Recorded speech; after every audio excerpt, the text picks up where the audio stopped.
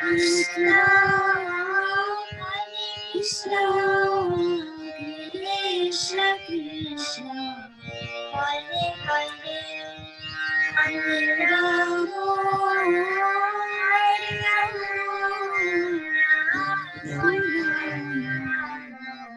Hare Hare, Hare Krishna, Hare Krishna, Krishna Krishna, Hare Hare, Hare Rama,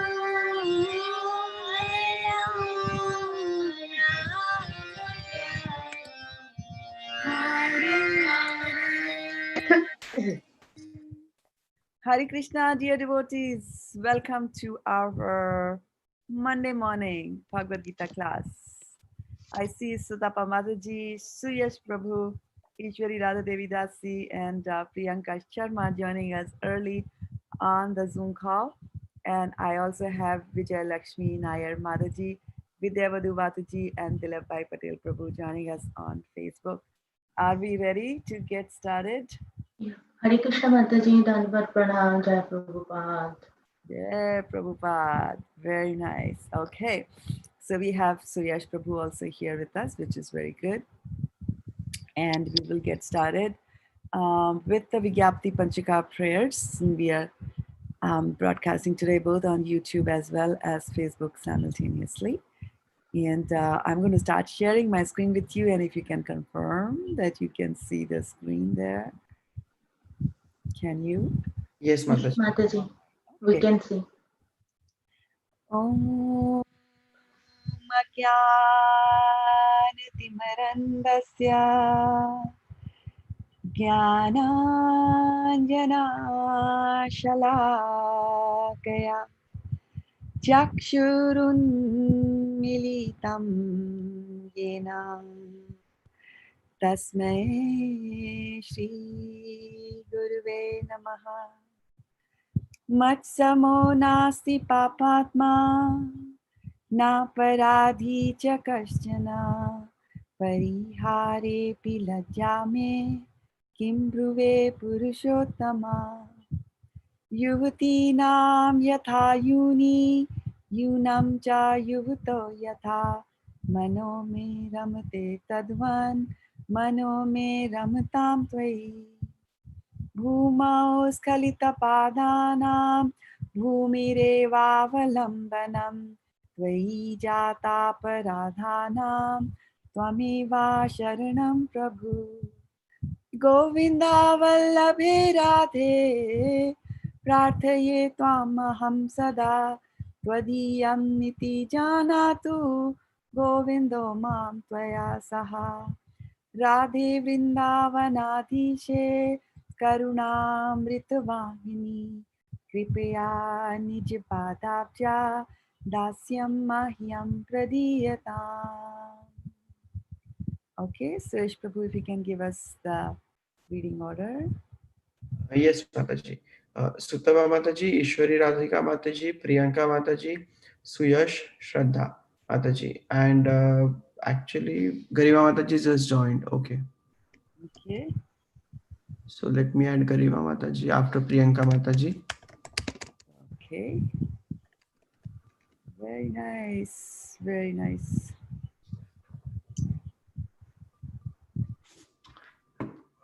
All set.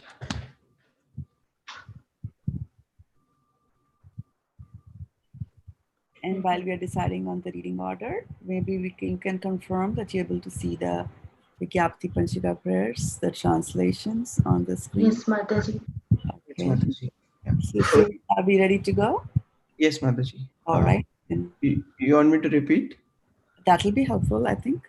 Sutapa Mataji, Ishwari Radhika Mataji, Priyanka Mataji, Garima Mataji, Suyash, Shraddha Mataji. All right. Okay. Let's get started then on the translations. O Purushottama, no sinner or offender is as bad as I am. How can I describe my shame? Just as the minds of young ladies take pleasure in a young man, the minds of a young men take pleasure in a young woman. Kindly let my mind take pleasure in you alone. Just as the ground is the only support for those whose feet have slipped, you alone are the only shelter for those who have offended you. O Srimati Radharani, beloved of Lord Govinda, this is my request. May you and Lord Govinda consider me one of your assistants.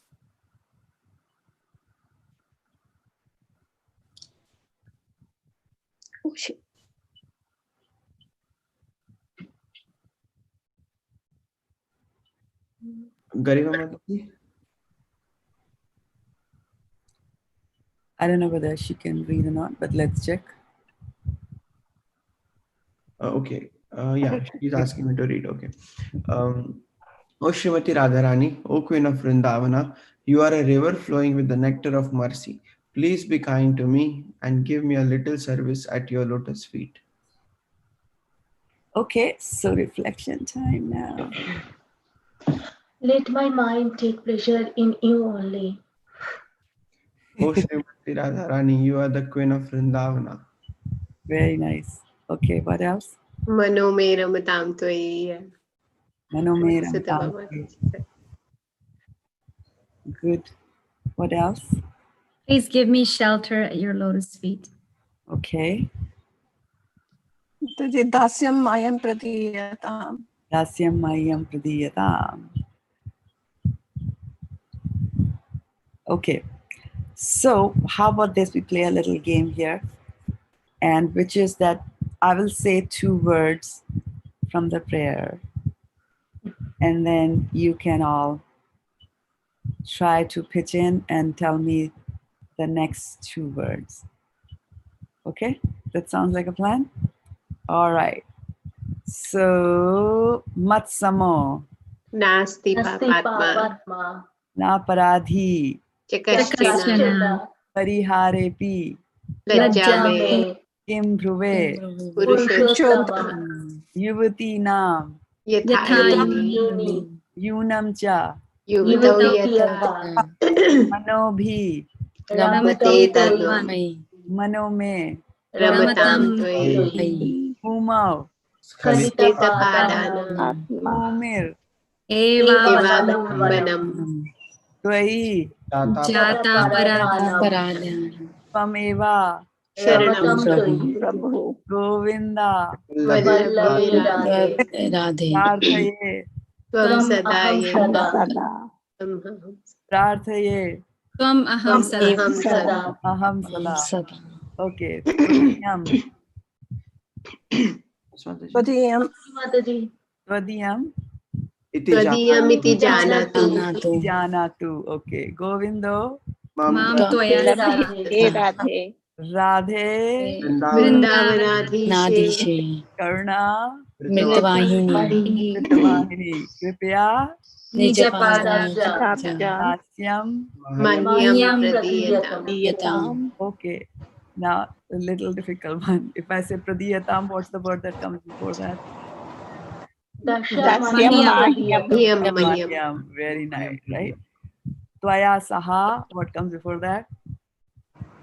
Mam tvahasa. Govinda mam tvahasa. Mantrasa, right? Okay. So now you see, all the most of you think that you don't know the prayers, you do know it, right? With a little nudging and a prodding. Okay, good, good, good. They are coming to you. That's very nice. That's the blessing of the prayer, right? They're being merciful on you. Okay. Anything else that comes to your mind? And let me see if you have some reflections here. Yeah, Manome Ramtam Tvai is what Achyuta Radhe Mataji says, and Jaya Agarwal Mataji is also there. Vidyavati says that she wants to take pleasure only in Krishna. That's a good decision. I'd also like to welcome Mahesh Reddy Prabhu, who joined us here on Facebook, and of course Achyuta Radhe also joined us. All right, so should we go to the next prayer then? Yes, Mataji. Okay, and next prayer comes from Chaitanya Charitamrita, right? Chaitanya Charitamrita has got 3 sections, right? What are those 3 sections called? Adi Leela, Madhya Madhya Leela. Leela. Anta Leela. Antya Leela. Okay, and so from which Leela do we read these words? Madhya Leela. Madhya Leela. Okay, very good. And now for 600 points, what's the verse chapter number 22. 22. And for 800 points, what is the verse number?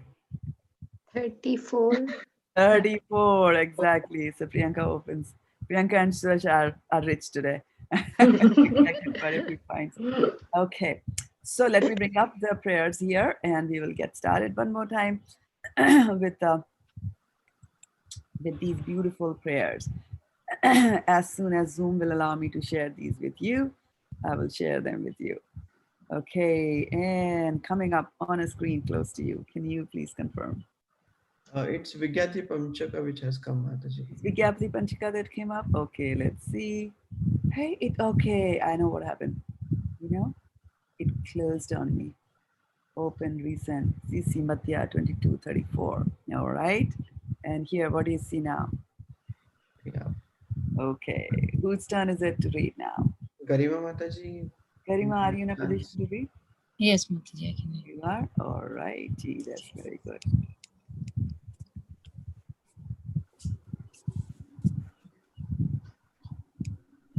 And for your information, I fixed this up here, Sakrit. I made it Sakrit, and a corrected version of this is now available on from nityasankirtan.com, right? You can go there and in the prayer section, you can download that. Okay. Go ahead. Sakrid eva prapanno yas tavasmiti chaya ite abhayam sarvada tasmai dadami tadvitam mama. Very nice.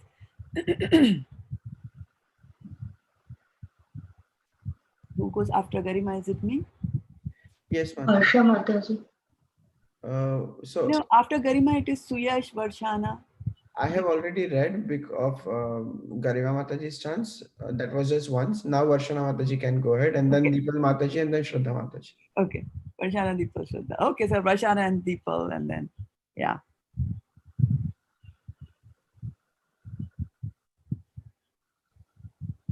Varshana Varshana. Mataji. Unmute yourself, Varshana. Oh, do we even have her? Yeah, I don't we have see. her. You have her there? How Yeah. come? Oh, yeah, she's there. Okay. Okay, Deepal Mataji, can you go ahead? Yes, I'll read.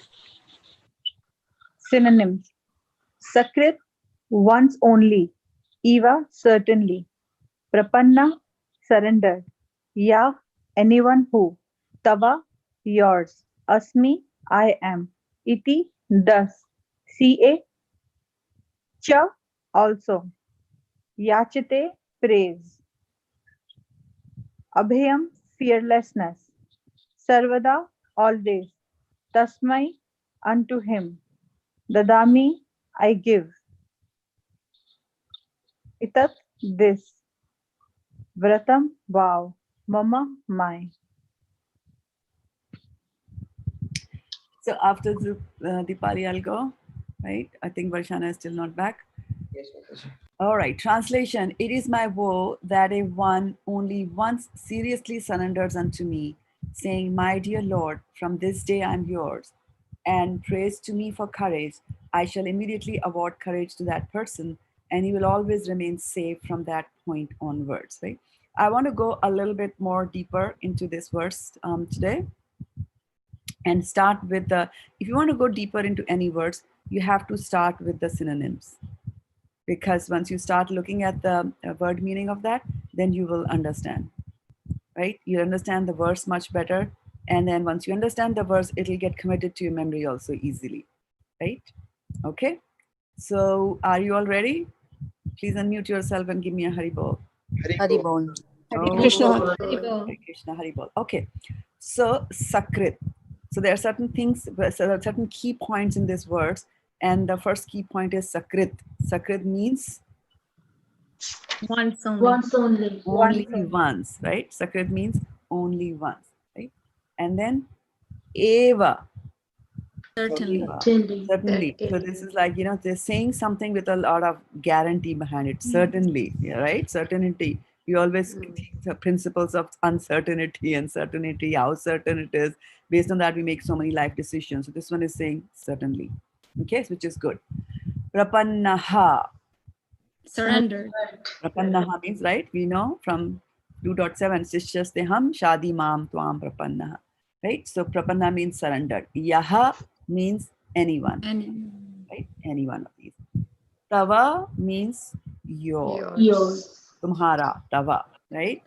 And asmi means I I am. I I am. am. Right? Tava and asmi.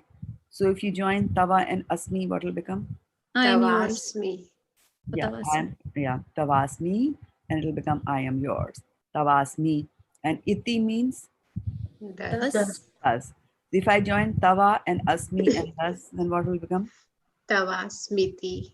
Tavasmiti, right? Tavasmiti. So you see here it is saying this one I from here and this one I from here, two small e's become a bigger e for eek, right? Like that. So that's why this becomes Tavasmiti. So when you are reciting this prayer, this Tavasmiti is a very powerful word there because it's saying Tava Asmi, I am yours, right? It's included there. So and Ramchandra is saying that Sakrid Eva Papanno. Yes, that if somebody only once surrenders into me, and what does he pray while he's running? What does he pray? Tavasmi. He prays this. What does he pray? Tava Asmi, I am yours. And let's see the next word. Yachate means prayers, right? Yachana kari, right? We know that. So if somebody does that, then let's see what happens. It's saying Abhayam. Abhayam, you know Bhay. So Abhayam is fearlessness. No fear there, right? Sarvada, always. oh, Tasmai, unto unto him. Right? Dadami, gave, right? Dadami buddhi yogam tam yena ma Right. pukhyantite. We learned that. Dadami. Hmm. Etat, this, right? So etat means this, and iti means does, right? So this and does. Iti, etat, this here, like that, right? Vratam means a vow, right? Wow. So vratam is vratam, not vritam, vratam, right? So there's a ra here, vratam versus on the top, this was a re, right? So this is a re, this is a ra. Vratam, mama means my. So Lord Ramchandra is saying that this is my vow. What is his vow?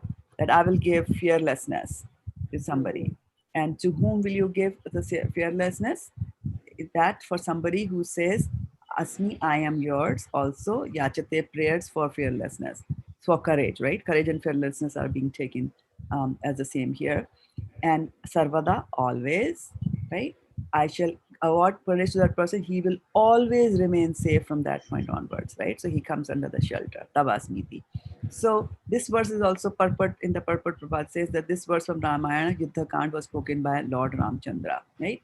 So I have added some notes to these prayers also, and I posted that so that we understand the context, right? Why is Lord Ramchandra saying that I will give fearlessness to, and in the Yuddha Kand, right? He's saying that. Right? So what had happened was that Vibhishan, who is the brother of Ravana, he had come and taken shelter of Lord Ramchandra.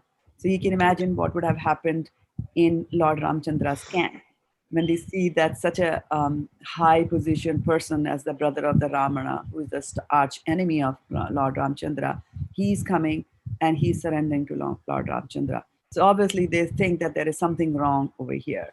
Maybe this is some guise of the enemy and they are just he's trying to get inside our camp. He'll find out all the secrets that we have, and then he'll go back and he'll go and tell to Ravana, right? So the monkeys, including Hanuman, they get very angry at this when they see Vibhishan behaving this particular manner.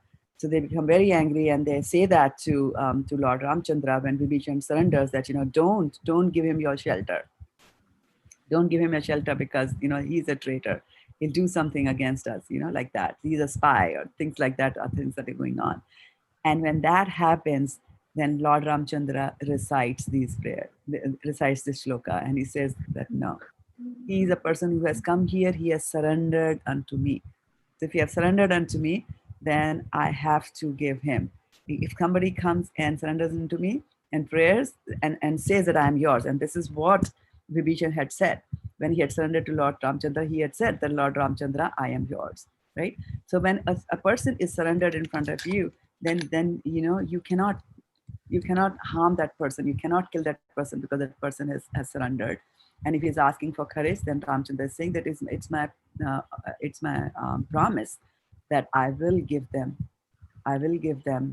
the courage, that they need throughout their life. So if you could do that to Vibhishana, right, who was from the arch opposite side of the business, then what to think about his mercy for his devotees, like that, right? His devotees who are always, always, always, always surrendered to him. So surrendering is a good investment proposal for us to make today, like that. Okay. So let's get going to reading from the Bhagavad-gita. And before we go there, just one more thing I wanted to point out on the matter of surrender is that we read about surrender in Srimad Bhagavatam. Those of you who are following Srimad Bhagavatam classes, can you remind me that where are we talking about surrender in Srimad Bhagavatam? Many stories, Dhruv Maharaj. Okay, give me one story. Yeah, good. Gajendra. Surrender.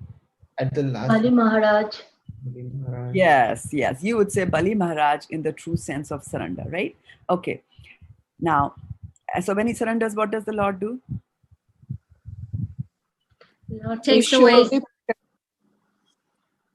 He takes away everything. He takes away everything, and then after that, but that's seems to be going contradictory to what we're doing here. But then what happens in the end? What happens? He makes him the king of Patal Lok, no? And he presses his foot, because he has put his foot on his head, right? Bali Maharaj surrenders and says, where do I put my third step? So he says, put it on your head, right? And then he starts pressing him, right? And pushes him to the Patal Lok. Right? But then after that, what does he say? Mataji, though he went to the Patalok, but he has more means opulence, and he lived there like the heavenly planet. Yes, he did. Yes, correct. And then one more thing, even better. And the Lord becomes the doorkeeper. Yes, exactly. Right. So he's there. I'm guarding you. What more courage do you want? The Lord is standing at your door. No income tax people can come.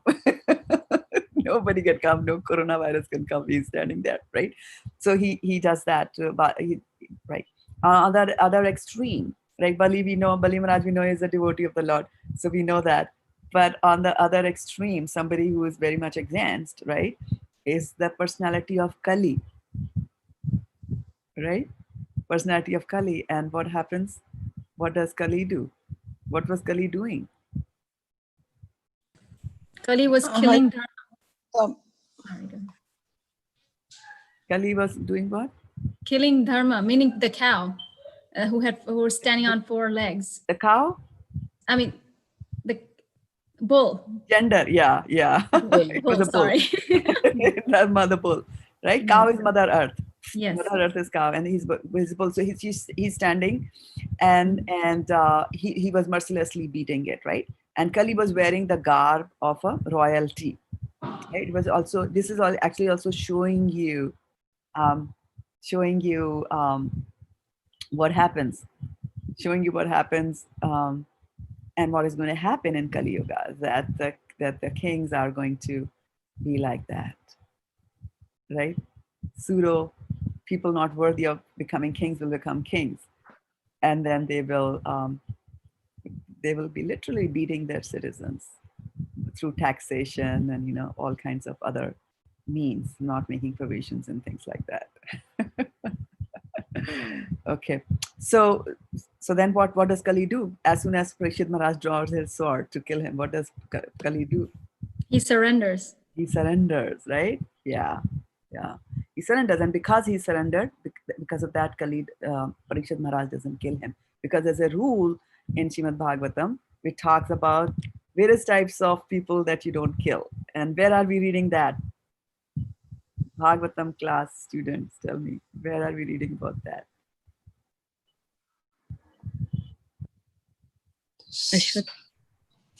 Ashwatthama chapter. Ashwatthama chapter, very good. Okay. So for 600 points, you get the Ashwatthama chapter, right? And so can you tell us a little bit more about that? So, son of Drona punished, and Canto 1. Okay, very good. So let's see. I'm going to share my screen here one more time. And who's next in line to read now? Mataji, I am, but Bhashana Mataji didn't read at all, so she can read and then I'll pick up later. Awesome. 600 points to Sutapa Mataji for doing that. Thank you so much. Thank you so much, Sutapa. Please go ahead. Varshana Mataji, the verse is on your screen. Mattam pramattam unmattam suptam balam estriyam jadam prapannam viratham bhitam na ripum hante dharmavita. Hare Krishna. Hare Krishna. Okay, synonyms. Who's going to give us the synonyms? Yes, Mataji, I am reading. Mattam, careless. Prapattam, intoxicated. Unmattam, insane. Shuktam, asleep. Balam, boy. Striyam, woman. Jadam, foolish. Prapannam, surrendered. Viratham, one who has lost his chariot. Vitam, afraid. Na, not. Ripum, enemy. Hanti, kill. Dharmavit, one who knows the principles of religion. And Translation. A person who knows the principles of religion does not kill an enemy who is careless, intoxicated, insane, asleep, afraid, or devoid of his chariot, nor does he kill a boy, a woman, a foolish creature, or a surrendered soul. Or a surrendered soul, right? Okay, what more do we have to put in evidence here, right? So surrendering is a good act, and the surrender has to come from the mind. Just bodily surrender is not enough.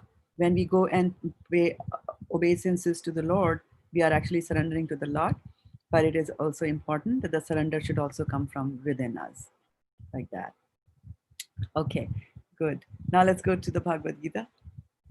So Yash Prabhu, are you going to, and maybe you might want to read the reading order one more time, announce it one more time so that we are all clear on that. Okay, the reading order is Sutapa Mataji, Ishwari Radhika Mataji, Priyanka Mataji, Garima Mataji, Suyash, Varshana Mataji, Deepal Mataji, Shraddha Mataji. Did I miss anyone? Okay, I will think no. Okay. I'm missing Manasi these days. Tell her. Mataji. Okay. And Mataji, Priti Radhika Mataji is also not there. Is she all right? Is she, or she is busy I somewhere? think sometimes, yeah, some days she doesn't come. Yeah, office work and all that, right? Yeah. But normally, if she's not able to come, she always listens to the lecture, and then she'll drop me a note saying that I have listened to the lecture. So she's very much Yes. following it. Yes, Mataji. Now is it turn of Priyanka Mataji? Yeah, it's my turn. Chapter 2, Contents of the Gita summarized. Text 1. Sanjaya said, seeing Arjuna full of compassion, his mind depressed, his eyes full of tears, Madhusudana, Krishna, spoke the following words. Text 2. The Supreme Personality of Godhead said, my dear Arjuna, how have these impurities come upon you? They are not at all befitting a man who knows the value of life. They lead not to higher planets, but to infamy. Text 3. O son of Pritha, do not yield to this degrading impotence. It does not become you. Give up such petty weakness of heart and arise, O chastiser of the enemy. Text 4. Arjuna said, O killer of enemies, O killer of Madhu, how can I counteract with arrows in battle men like Bhishma and Drona who are worthy of my worship? Text 5. It would be better to live in this world by begging than to live at the cost of the lives of great souls who are my teachers. Even though desiring worldly gain, they are superiors. If they are killed, everything we enjoy will be tainted with blood. Text 6. Nor do we know which is better, conquering them or being conquered by them. If we kill the sons of Dhritarashtra, we should not care to live.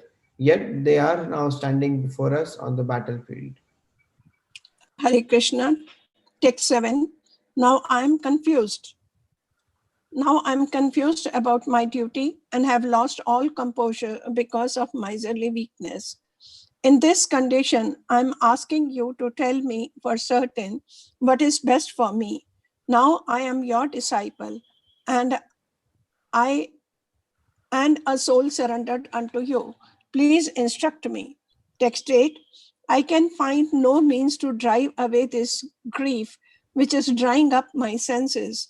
I will not be able to dispel it even if I win a prosperous, unrivaled kingdom on earth with sovereignty like the demigods in heaven. Hare Krishna.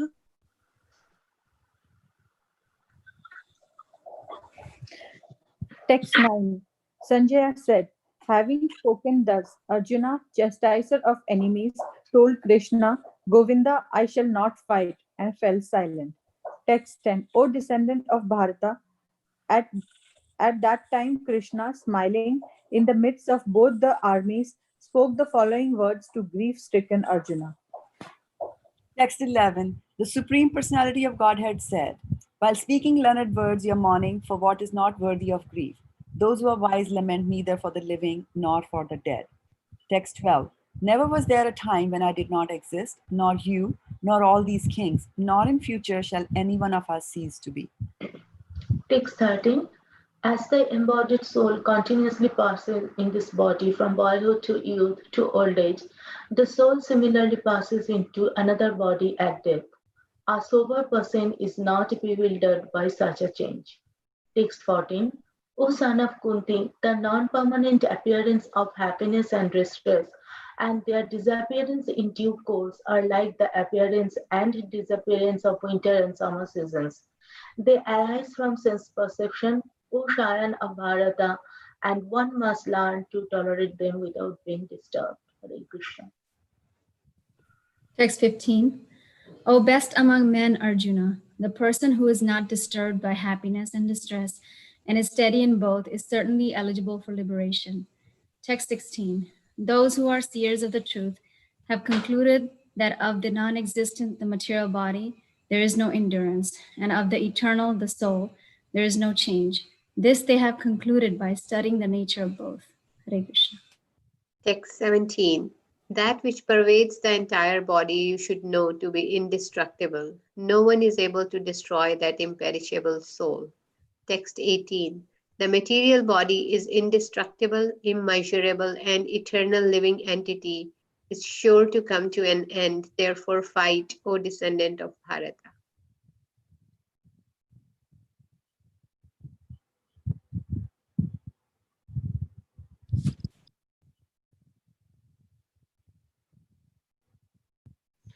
Garima Mataji.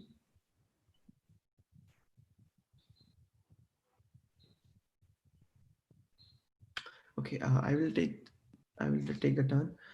Text 19. Neither he who thinks neither he who thinks the living person, the living entity, the slayer, nor he who thinks it slain is in knowledge. For the self slays not, nor is slain. Text 20. For the soul there is neither birth nor death at any time. He has not come into being, does not come into being, and will not come into being. He is unborn, eternal, ever existing, and primeval. He is not slain when the body is slain.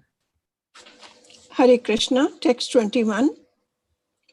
O Partha, O Partha, how can a person who knows that the soul is indestructible, eternal, unborn, and immutable kill anyone or cause anyone to kill?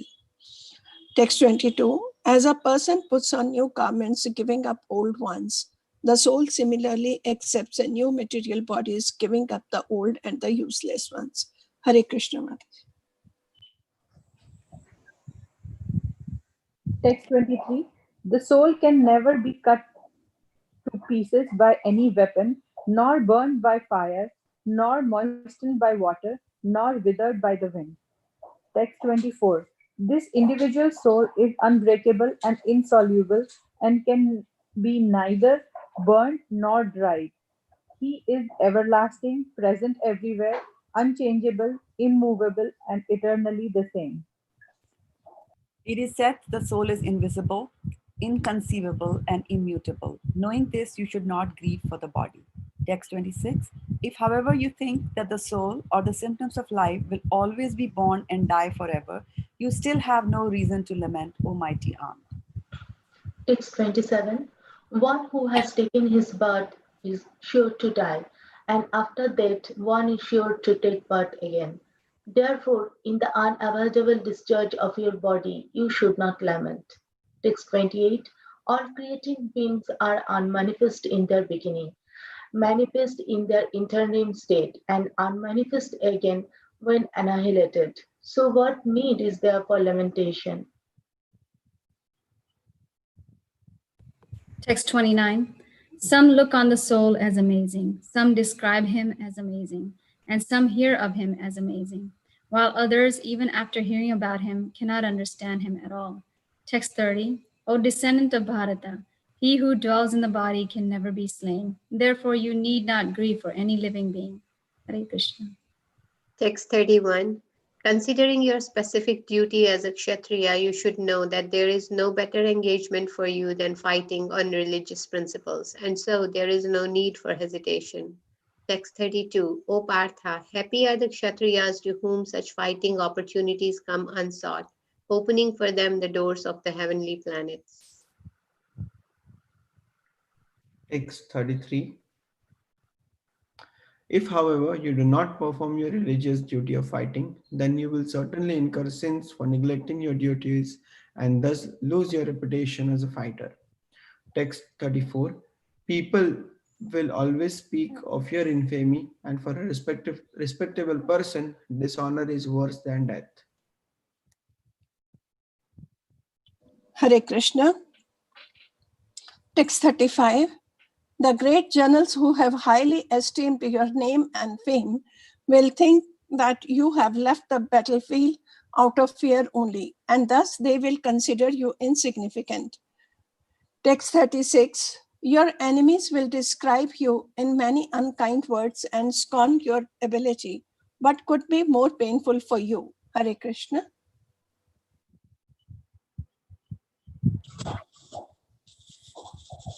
Text 37. O son of Kunti, either you will either you will be killed on the battlefield and retain the heavenly planets, or you will conquer and enjoy the earthly kingdom. Therefore, get up with determination and fight. Do thou fight for the sake Do thou fight for the sake of fighting without considering happiness or distress, loss or gain, victory or defeat, and by doing so, you shall never incur sin. Haribol. Okay. So, Suyash Prabhu, just a small request. Can you go back to verse number 12? Yeah, just scroll up. Yeah, on this screen, scroll up to. Oops. Yeah, just the translation. So from 12 onwards, just look at as Suyash Prabhu will slowly scroll. Look at that, and let's start to sort of reckon what Krishna has been telling us about the soul. So is he saying something about the soul in text 12? There in front of He's you. saying there was never a time that you didn't exist, nor all these kings, nor any of us will cease to be in the future. We're eternal. So soul is eternal, yeah. Yeah. So he's addressing Arjuna as that you are the soul, right? So this is the first paradigm shift that he's doing, that, from the body, he's changing, moving him to the soul. Okay. Then what comes in next? Body changes and soul passes from one body to the other. Okay. So he's talking about the movement of the soul, right? From one body to another. Okay. Then 14, is he talking about the soul? No. Yeah, not like that. I mean, in that sense, but In some ways we can, because the soul that feels the distress, right? But not like that. Clearly, yeah. Okay. But Mataji, he speaks that it's like a summer and winter season. It just changes, not exactly about the soul, but yes, he's talking, giving the indication Of what? of Mataji. Winter changing is giving the indication of what? No, disappearance due to in due course are like the appearance and disappearance of summer, winter and summer season. They arise from sense perception or shine of Bharata, and one must tolerate them without being disturbed. Like Mataji, the soul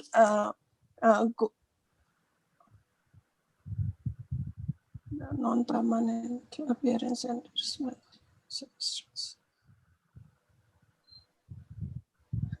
Mataji, the thought came, but it Yeah. washed away my mind. Yeah. So non-permanent appearance, disappearance. He's not talking about the soul. I just wanted to clarify that point there. He's just saying in that Okay. verse that happiness and distress will come and go like seasons come and go in your life.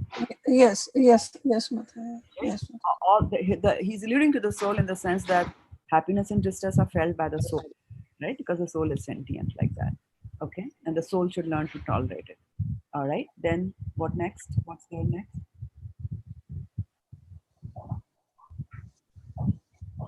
Okay, go ahead, tell me. You are reading it. You all are giving me. Yeah.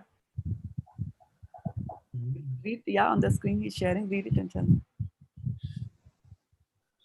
In 15 also, Mataji, there is no direct mention of the soul. Okay. It's more like for text 14. Okay. All right. What's the next text? 16, it is there is a little part of the soul, Mataji, but there is no change of the soul. It's only the material body that change. Okay. Are we talking about change here? No, Mataji, we are not talking about change. There is only one line that there is no change. The soul, there is no change. Yeah, but what are we talking about? Give me the key word there. The soul. Soul is eternal, Mataji. Eternal. Soul is eternal. Non-existent. Imperishable. Okay. Which verse are you? Which verse sloka are you on? Text 16. Okay. So why don't you read text 16? One of the next in line can read. Yes, Mataji. It's my turn. Yes, Mataji. Those who are seers of the truth have concluded that of the non-existent, the material body, there is no endurance, and of eternal the soul, there is no change. This they have concluded by studying the nature of both, right? So the key word there here is? Seers of Nature. Nature. Oh, no.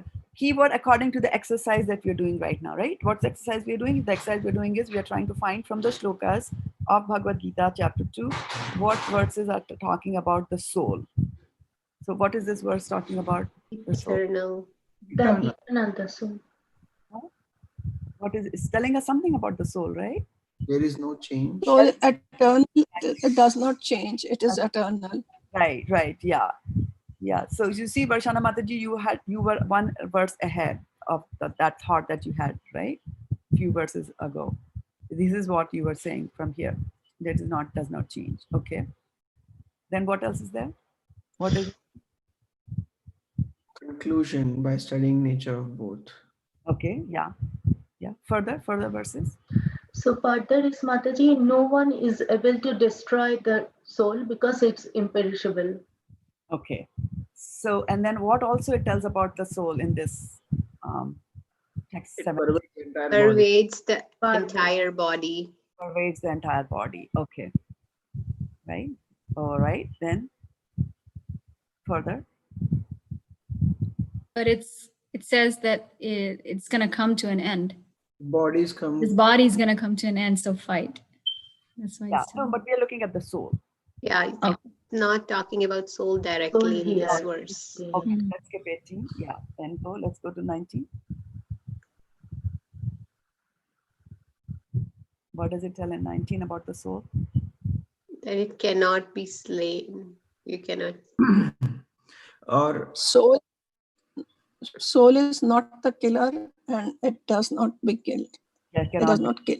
Yes, right. Right. For the self slays not, nor is slain. Okay. Then There is no The soul birth or has no death for soul. okay, He is eternal and unborn, okay, ever existing. okay. And then how does it how what's the relationship that is shown between soul and the body in this verse? he's not slain when the body is slain. Yeah, the soul is not slain when the body is slain. Right, like that. Okay.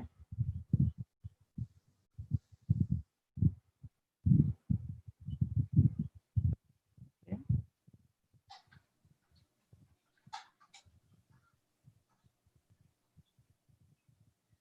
And in this particular verse number 21, right? So we are saying that the soul does not kill. A few verses ago, we read that the soul um, is not slain, not does not slain. That tongue twister verse there, right? So it doesn't kill others, and it cannot be killed. But then here it is also saying that the soul can't also cause anybody else to kill. It could be that I don't have capabilities to kill, but I can have somebody else do the killing on my behalf, right? So that's also not possible, right? The soul cannot ask some other soul to kill a third soul like that. Okay, and then 22. What is talking about the soul here? What key Like point? soul accepts new bodies like new clothes. Yes, so there's an analogy that is used, right? So you cast off garments. So similarly here also, yeah. Okay. Then The soul cannot be cut by any weapon. right. So if you look at text 21, where it is saying that the soul is indestructible. So now now in text number 23, Krishna is telling about, well, let us see what are the means that we know of destroying something, right? So let's talk about things that you know, right? So we would have said, okay, you can't take a gun and shoot, but then he goes a little bit further, talking about more types of weapons that are possible, fire weapon, wind weapon, and things like that. Okay. Right? And then we come to today's verse, right? So now it's important to get that little bearing in the chapter as we go. And now, Suyash Prabhu, you can show us the 24. That's what we're doing today, right? Yeah.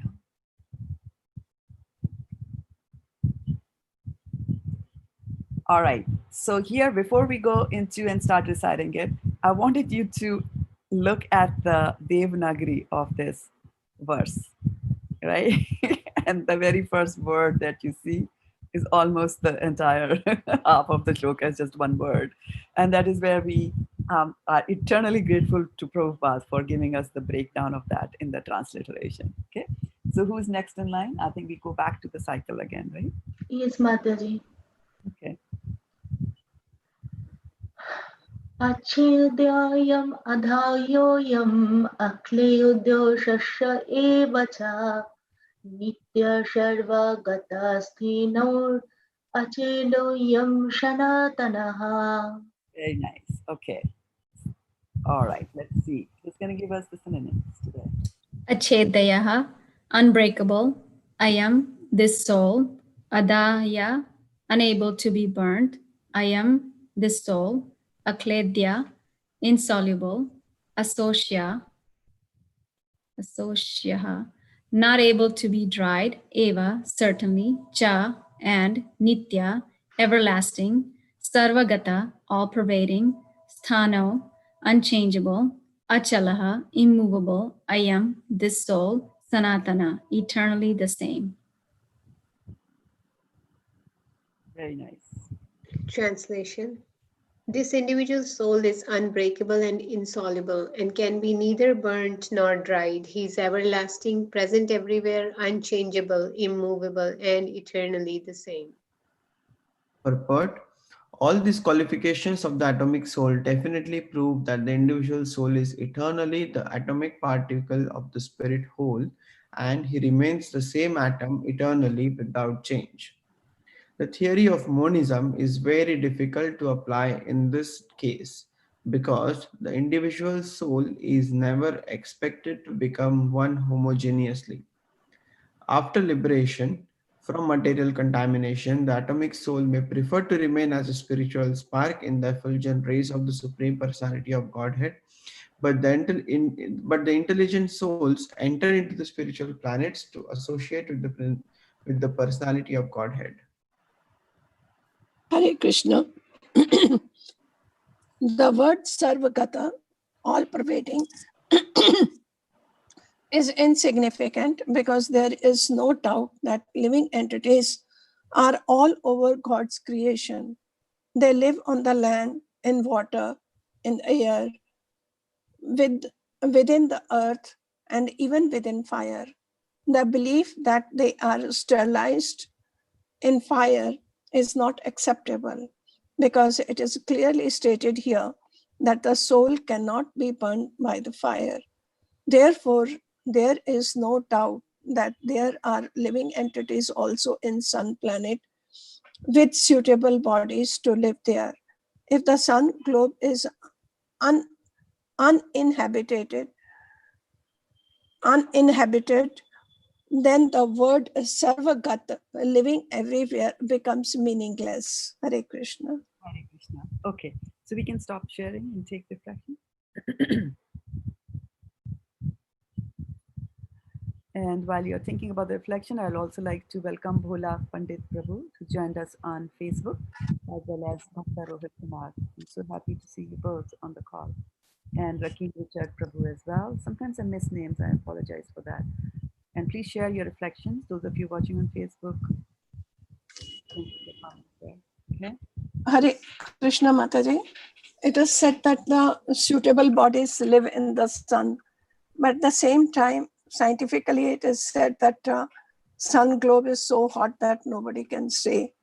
Mm-hmm. So, what do we understand? What kind of bodies live there?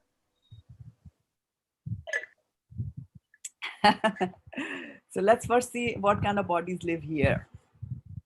I wish Khyati Mataji was here to support because she's from the biology. But there are, let's take the situation that there is a fire, right?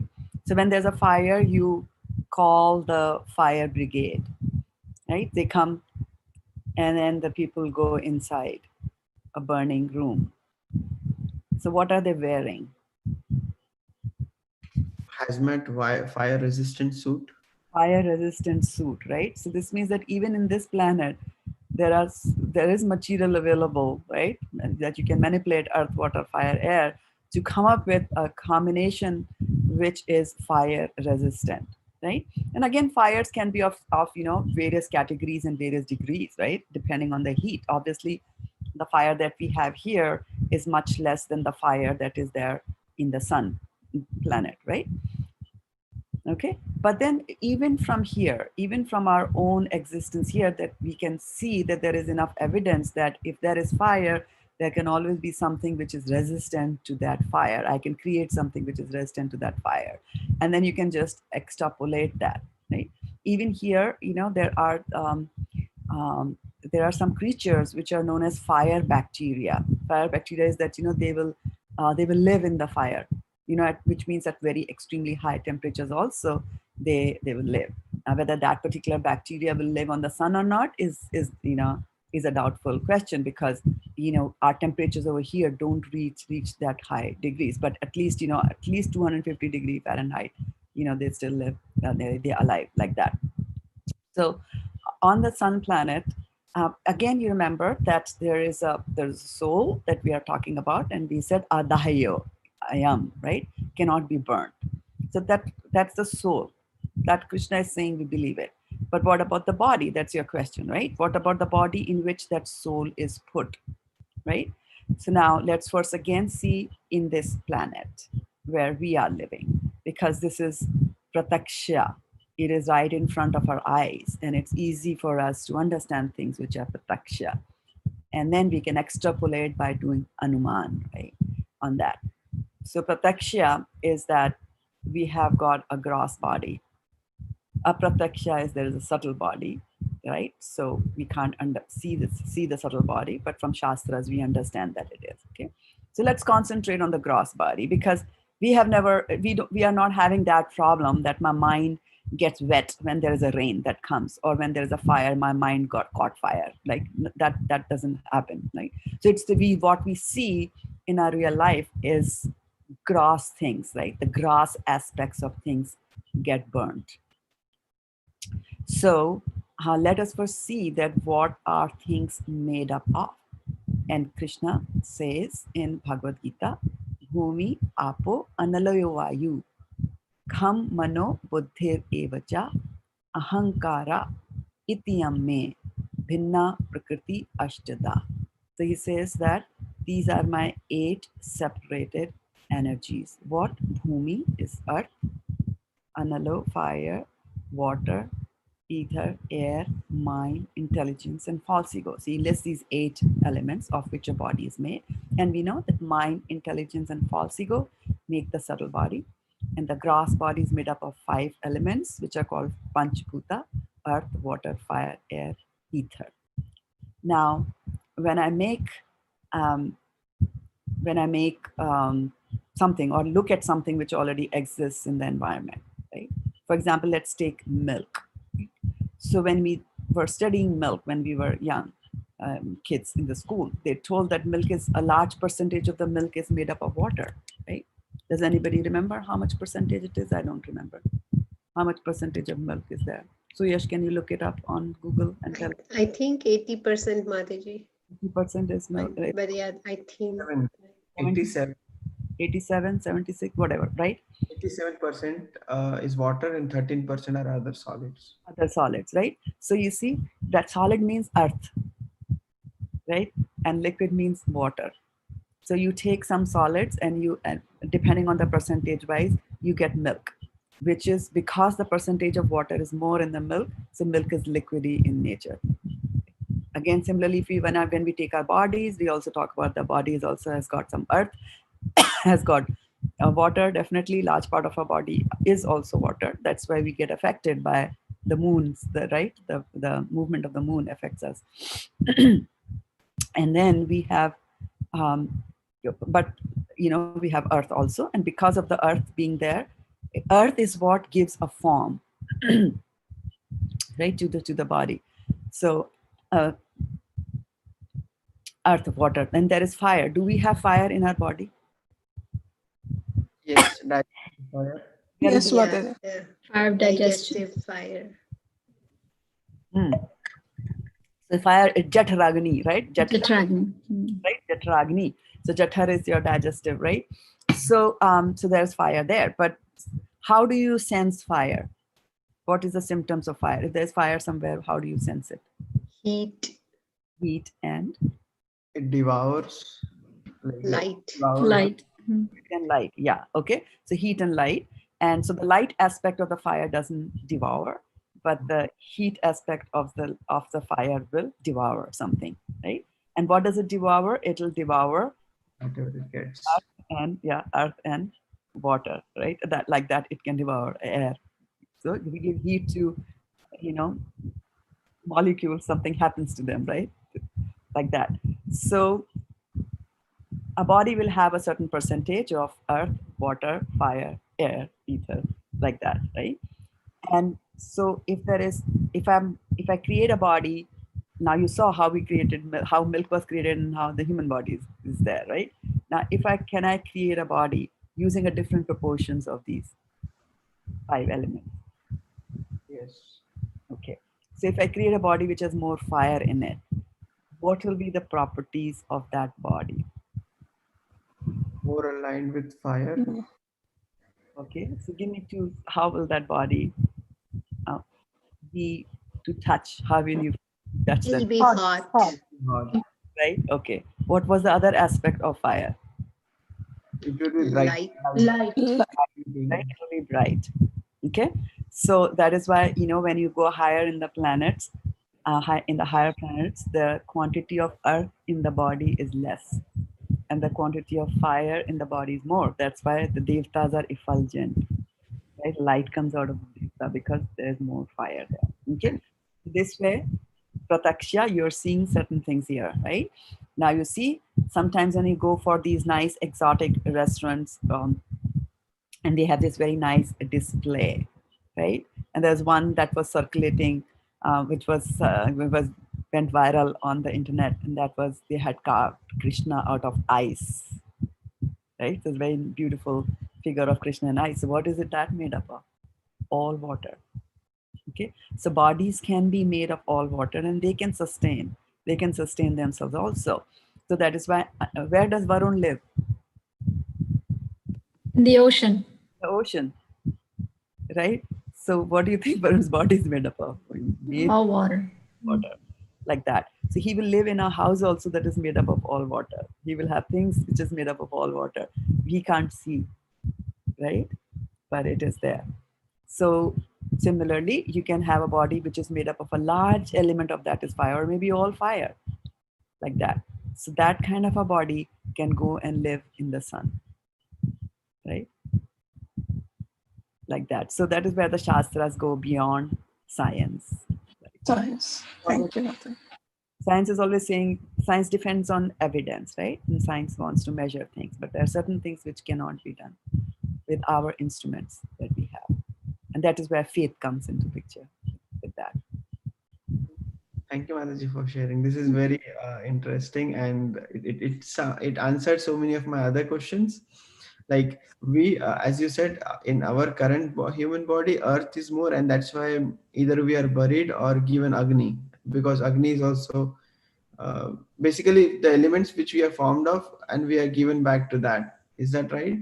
Understand? Yeah, we have to return. We are on a lease. This body is leased out to us, except for we don't know the duration of the lease, right? When you lease an apartment, you recently leased an apartment, right? You know how long that lease is going to last. But with the body, we don't know. But there is a lease. And after the lease is over, you hand over the keys, right, to the apartment. Similarly, here also, we give it back. Vayur anilam amritam athedam bhasmantam shariram om kritosmara kritam smara kritosmara kritam smara. Ishopanishad, can you bring up that verse, Yash Prabhu? Ishopanishad, verse number 17. Yes, Mataji. Right, we can look at that. And so, yes, you have to give it back. You have to give it back. There's no way it gets taken away. So it's better to give it graciously. And under the all books, yeah. So also, while he's bringing that up, that as you go into the lower planetary systems, then the body is more gross, it's more heavy, because the earth content is more in that body, like that. Yeah. Can you, yeah. Who's next in line to read?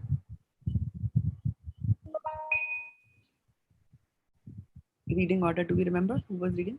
Otherwise, we can start over. I can read, Mataji. Okay, go ahead. Please, you brought it up. Vayur anilam amritam athedam bhasmantam shariram om kritosmara kritam smara kritosmara kritam smara. Translation, please. Varshana Mataji, next. Yes, Prabhuji. Let this temporary body be burnt to ashes, and let the air of life be merged with the totality of air. Now, my Lord, please remember all my sacrifices, and because you are ultimate beneficiary, please remember all that I have done for you. Hey Krishna. Hare Krishna. Yeah, let's go into the purport, because it's connected with Bhagavad-gita, chapter 2. Purport. The temporary material body is certainly a foreign dress. The Bhagavad-gita 2.20 clearly says that after the destruction of the material body, the living entity is not annihilated, nor does he lose his entity. The identity of the living entity is never impersonal or formless. On the contrary, it is the material dress that is formless and that takes the shape according to the form of indestructible person. No living entity is originally formless. As it as is wrongly thought by those with, uh, with a poor fund of knowledge. This mantra verifies the fact that the living entity exists after the annihilation of the material body.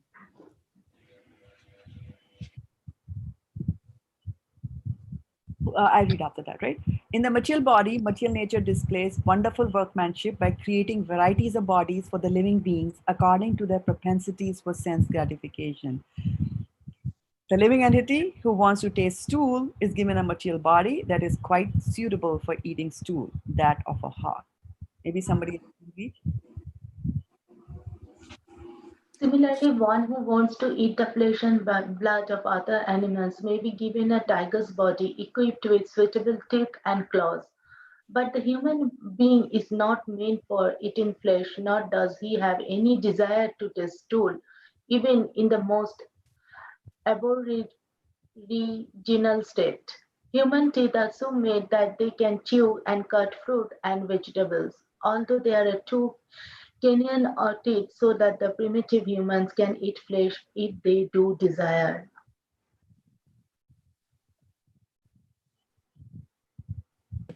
Next But in person can read it. But in any case, the material bodies of all animals and men are foreign to the living entity. They change according to the living entity's desire for sense gratification. In the cycle of evolution, the living entity changes bodies one after another. When the world was full of water, the living entity took an aquatic form. Then he passed to vegetable life, from vegetable life to worm life, from worm life to bird life, from bird life to animal life, and from animal life to the human form. The highest developed form is this human form when it is possessed of a full sense of spiritual knowledge. Someone else can read.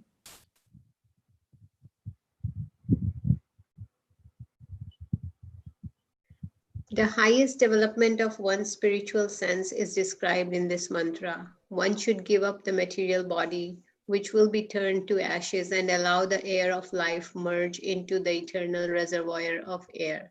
The living being's activities are performed within the body through the movements of different kinds of air, known in summary as pranavayu. The yogis generally study how to control the airs of the body. The soul is supposed to rise from one circle of air to another until it rises to Brahma Randhra, the highest circle. The next person can read. From that point, the perfect yogi can transfer himself to any planet he likes. The process is to give up one material body and then enter into another. But the highest perfection of such changes occur only when the living entity is able to give up the material body altogether, as suggested in this mantra, and enter into the spiritual atmosphere, where he can develop a completely different type of body, a spiritual body, which never has to meet death or change. Hare Krishna. Here in the material world, material nature forces the living entity to change his body due to his different desires for sense gratification. These desires are represented in various species of life, from germs to the most perfected material bodies, those of Brahma and the demigods. All of these living entities have bodies composed of matter in different shapes. The intelligent man sees oneness not in the variety of bodies, but in the spiritual identity. The spiritual spark, which is part and parcel of the Supreme Lord, is the same whether he is in a body of a hog or in the body of a demigod. The living entity takes different bodies according to his pious and vicious activities.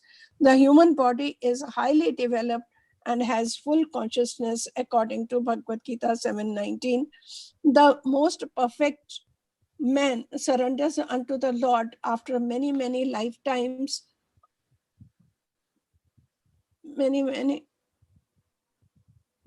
lifetimes of culturing knowledge. The culture of knowledge reaches perfection only when the knower comes to the point of surrendering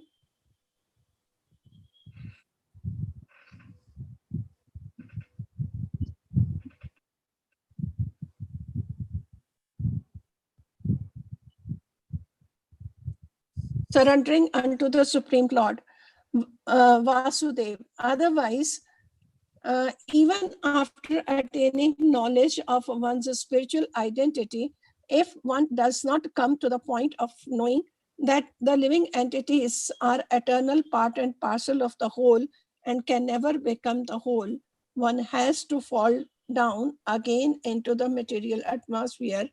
Indeed, one must fall down even if he has become one with the Brahm Jyotir. Hare Krishna.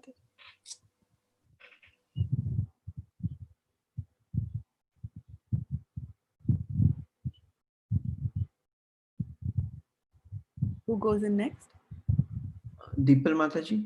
Yes, as we have learned from previous mantras, the Brahma Jyotir emanating from the transcendental body of the Lord is full of spiritual sparks that are individual entities with full sense of existence.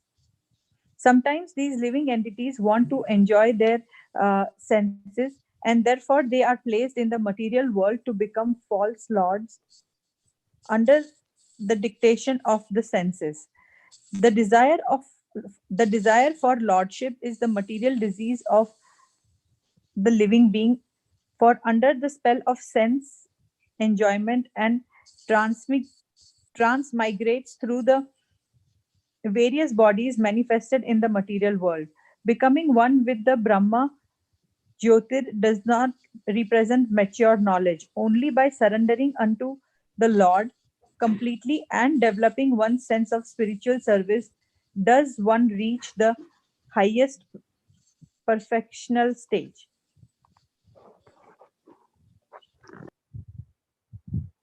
In this mantra, the living entity prays to enter the spiritual kingdom of God after relinquishing his material body and material air. The devotee prays to the Lord to remember his activities and the sacrifices he has performed before his material body is turned into ashes. He makes this prayer at the time of death with full consciousness of his past deeds and of the ultimate goal. One who is completely under the rule of material nature remembers the heinous activities he performed during the existence of his material body, and consequently he gets another material body after death. The Bhagavad-gita 8.6 confirms this truth. Yami ayam bhapi sharanam bhavam tyajati ante kalevaram tam tam evati kanteya shada tad bhava bhavitaha. Whatever state of being one remembers when he quits his body, O son of Kunti, that state he will attain without fail. Thus the mind carries the living entity's propensities into the next life. Next person. One quick thing, Sutapa, that Yeah.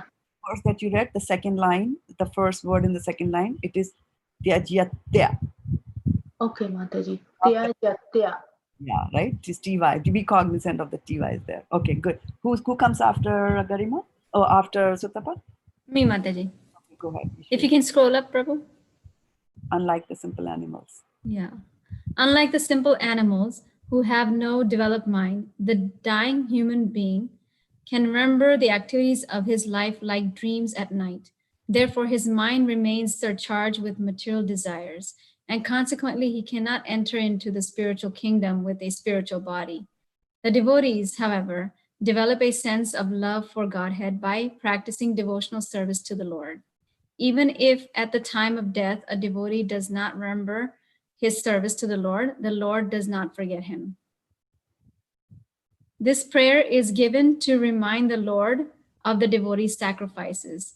But even if there is no such reminder, the Lord does not forget the service rendered by his pure devotee. Haribol.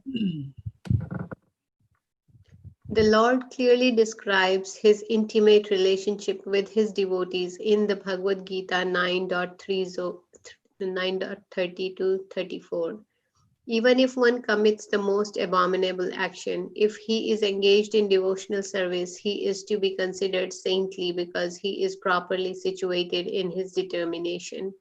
He quickly becomes righteous and attains lasting peace. O son of Kunti, declare it boldly that my devotee never perishes. O son of Pritha, Those who take shelter in me, though they be a lower birth, women, Vaishyas, as well as Shudras, can attain the supreme destination. How much more this is so of the righteous Brahmanas, the devotees, and the saintly kings. Therefore, having come to this temporary miserable world, engage in loving service unto me. Engage your mind always in thinking of me, become my devotee, offer obeisances to me and worship me. Being completely absorbed in me, surely you will come to me.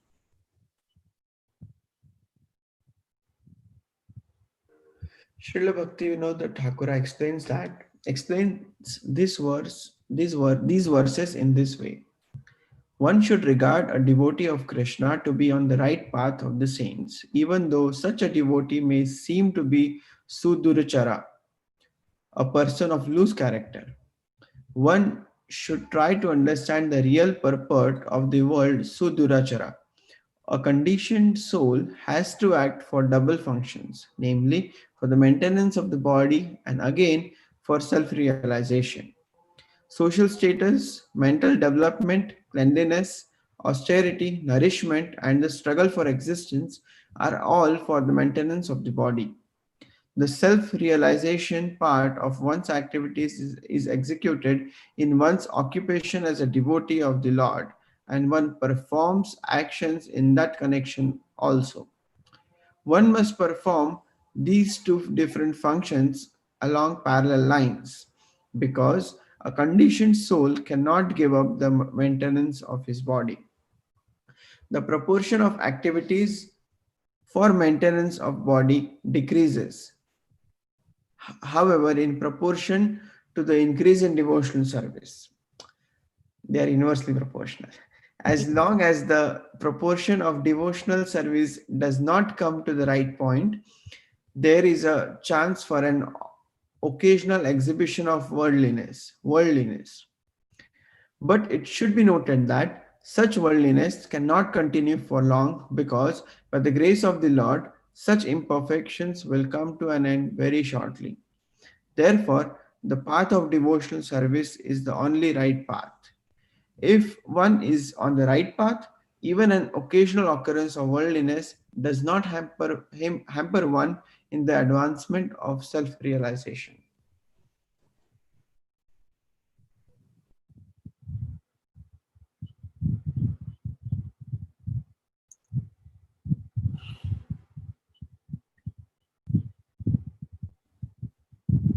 Varsha.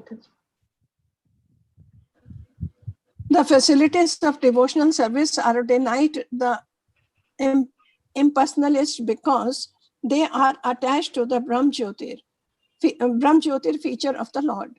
As suggested in the previous mantras, they cannot penetrate the Brahma Jyotir because they do not believe in the personality of Godhead. Their business is mostly word jugglery and mental speculation. Consequently, the impersonalists pursue a fruitless labor as confirmed in the 12th chapter of Bhagavad-gita 12.5. Hare Krishna.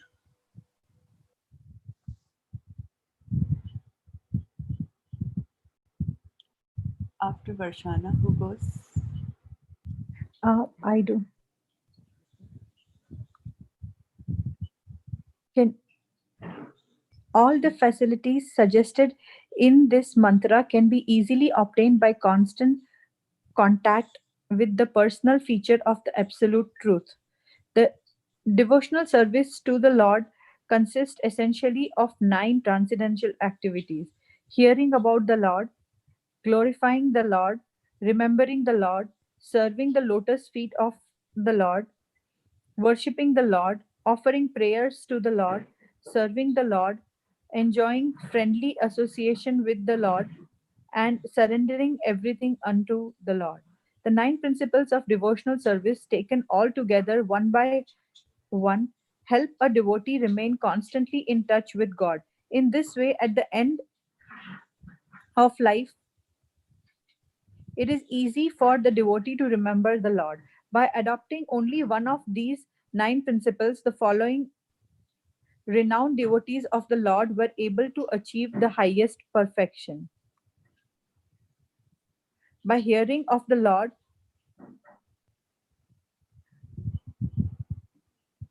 Maharaj Parikshit, the hero of Srimad Bhagavatam, attained the desired result. Just by glorifying the Lord, Sukhdeva Goswami, the speaker of Srimad Bhagavatam, attained his perfection. By praying to the Lord, Akura attained the desired result. By remembering Lord, Prahlad Maharaj attained the desired result. By worshipping the Lord, Prithu Maharaj attained perfection. By serving the lotus feet of the Lord, the goddess of fortune Lakshmi attained perfection. By rendering personal service to the Lord, Hanuman attained the desired result. Though his friendship with the Lord Arjuna attained the desired result. Through his friendship with the Lord, Arjuna attained the desired result. By surrendering everything he had to the Lord Maharaja, Bali attained the desired result. Actually, the explanation of this mantra and of practicality of all the mantras of the Vedic hymns is summarized in the Vedanta Sutra and properly explained in Srimad Bhagavatam. Srimad Bhagavatam is the mature fruit of the Vedic tree of wisdom. In Srimad Bhagavatam, this particular mantra is explained in the questions and answers between Maharaj Parikshit and Shukdev Goswami at the very beginning of their meeting. Hearing and chanting of the signs of God is the basic principle of devotional life. The complete Bhagavatam was heard by Maharaj Parikshit and chanted by Shukdev Goswami. Maharaj Parikshit inquired from Sukadev because Shukdev was a great spiritual master than any great yogi or transcendentalist of his time. Maharaj Parikshit's main question was, what is the duty of every man, specifically at the time of death? Shukdev Goswami answered, Tashmad Bharata Sharvatma Bhagavan Isharahariha Strova Sharotabya Kritya Yascha Smartav Yash Checha Hatvayam Chechathavayam Hatavayam. Everyone who desires to be free from all anxieties should always hear about and glorify and remember the personality of Godhead, who is the supreme director of everything and the extinguisher of all difficulties and the super soul of all living entities. Bhagavatam 2.1.5. So-called human society is generally engaged at night in sleeping and having sex, and during the daytime in earning as much money as possible, or else in shopping for family maintenance. People have very little time to talk about the personality of Godhead or to inquire about him. They have dismissed God's existence in so many ways, primarily by declaring him to be impersonal, that is, without sense perception. But in the Vedic literature, whether the Upanishads, Vedanta Sutra, Bhagavad-gita, or Srimad Bhagavatam, it is declared that the Lord is a sentient being and is supreme over all other living entities. His glorious activities are identical with himself. One should therefore not indulge in hearing and speaking of the rubbish activities of worldly politicians and so-called big men in society, but should mold his life in such a way that he can engage in godly activities without wasting a second. Sri Shopanishad directs us towards such godly activities. Hare Krishna. Unless one is accustomed to devotional practice, what will he remember at the time of death when the body is dislocated? And how can he pray to Almighty Lord to remember his sacrifices? Sacrifice means denying the interest of the senses. One has to learn this art by employing the senses in the service of the Lord during one's lifetime. One can utilize the results of such practice at the time of death. Very good. What a fantastic and a deep purport, right? Typical Prabhupada, Srila Prabhupada purport, where he starts with a small concept and then expands. It started with Vayur Anilam Amritam Atedam Bhasmantam Sarinam, which was Sriyas Prabhu's fantastic question that, because that we are made up of the earth, then we have to give it back, and so you either bury it, and in that process you go back to earth, or you are burnt, and then the ashes go in back into the earth.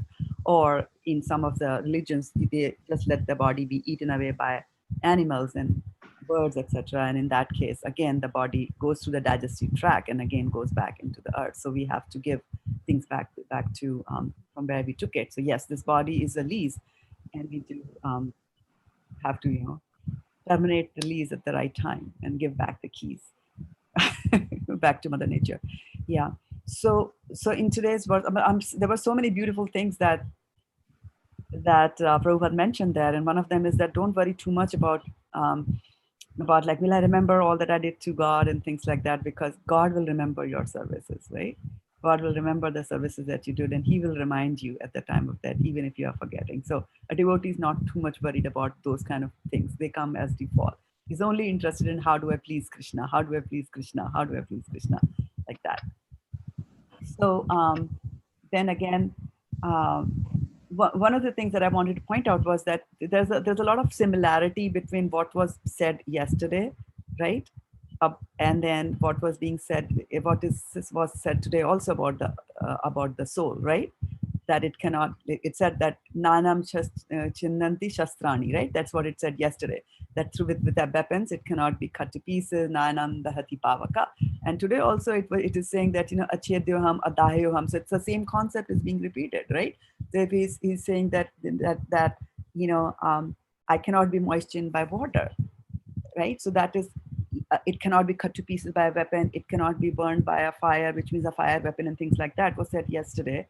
And then today, Krishna is actually telling you that why it cannot be done, why the soul cannot be cut to pieces, why the soul cannot be burned to fire, is what Krishna is explaining in this particular verse, right? Because you might just think that, oh, so he's saying that it cannot be moistened by water. Okay, so it cannot be moistened by water, but maybe there is some other substance which will moisten the soul. Maybe alcohol.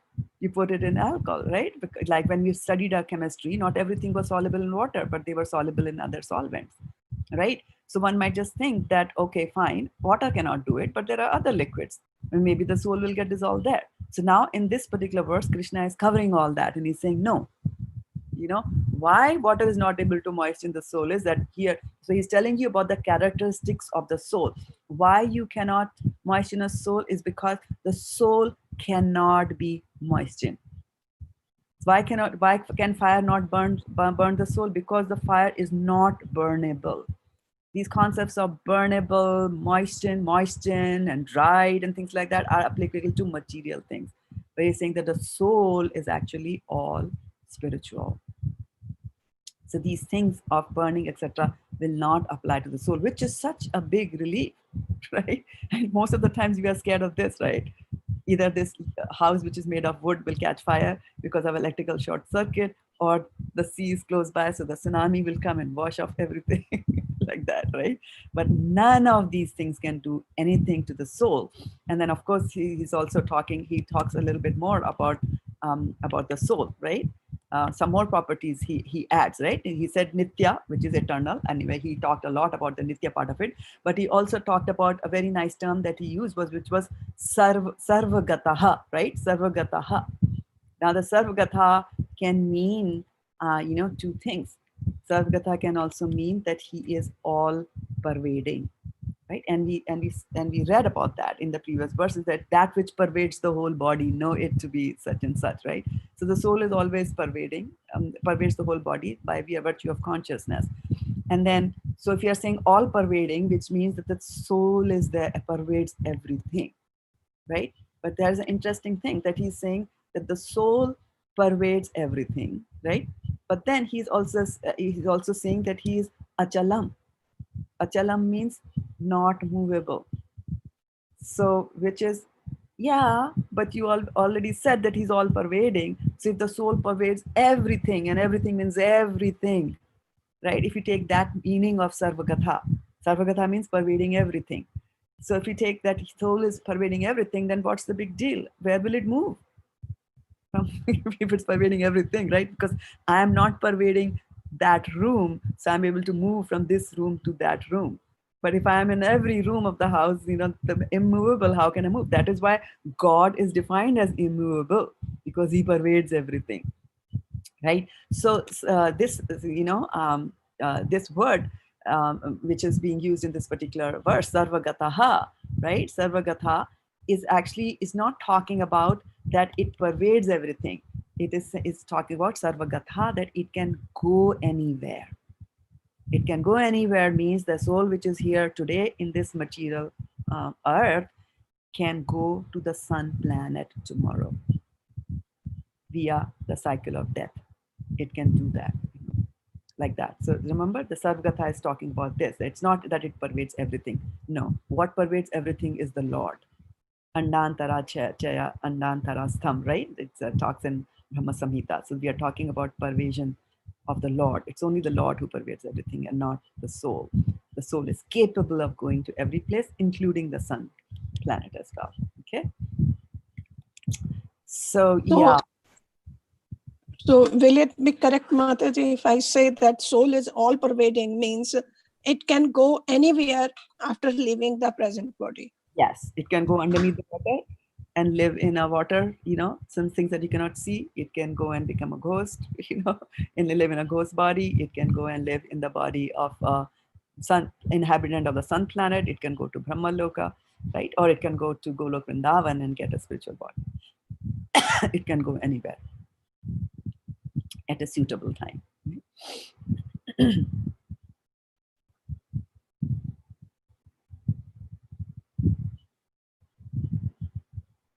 So we have crossed the 8 o'clock mark today.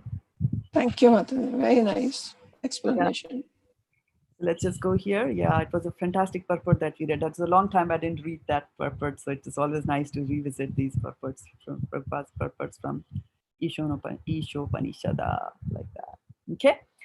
So fantastic reading. Thank you so much for all of you who have joined us, including now Namazaya Mataji. She was there, Pavitra Renu Mataji, and of course Lakshmi Mataji is also enjoying this class. Thank you so much again for the Zoom readers and Zoom questioners and Zoom reflectors. Have a fantastic day. Keep Krishna in your mind today and have a fantastic one.